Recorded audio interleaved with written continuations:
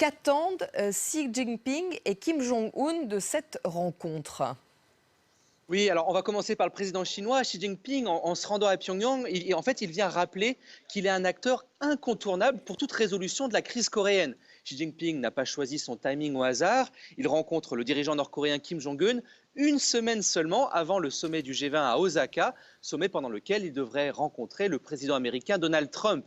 Et en se rendant en Corée du Nord, Xi Jinping montre ses muscles et son influence sur la péninsule coréenne, ce qui lui donne des leviers, des cartes de négociation supplémentaires dans la guerre commerciale qui oppose la Chine aux États-Unis. Quant à Kim Jong-un, lui, eh bien, il se sert de ce sommet pour renforcer sa propre position dans les négociations nucléaires avec Donald Trump, des pourparlers complètement bloqués depuis le fiasco de leur sommet à Hanoï en février.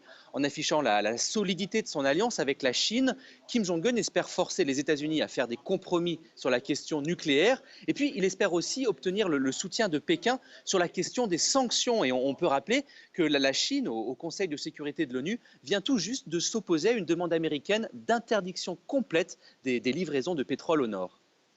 Frédéric, la Corée du Sud voit plutôt d'un bon œil cette visite. Oui, tout à fait. La présidence sud-coréenne se montre optimiste parce qu'elle espère très ouvertement que Xi Jinping fera pression sur Kim Jong-un pour que celui-ci rouvre les négociations nucléaires. Séoul espère aussi que la rencontre Xi-Kim, qui se déroule en ce moment même, amènera un quatrième sommet entre les deux Corées. Il faut savoir que les relations entre Nord et Sud sont très dégradées depuis plusieurs mois. Pyongyang snob Séoul, refuse de répondre à ces messages, y compris quand la Corée du Sud a annoncé l'envoi de 50 000 tonnes de riz au nord.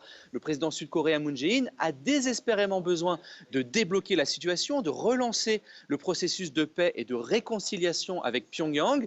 Ceci dit, l'influence de Xi Jinping sur son allié nord-coréen, elle est plutôt limitée. Le président chinois va sans doute appeler la Corée du Nord à reprendre le dialogue et à ne pas se livrer à de nouvelles provocations nucléaires ou balistiques, mais il est en fait improbable qu'il obtienne des concessions majeures de la part de Kim Jong-un. Merci Frédéric, vous étiez en direct de Séoul. Et nous nous rendons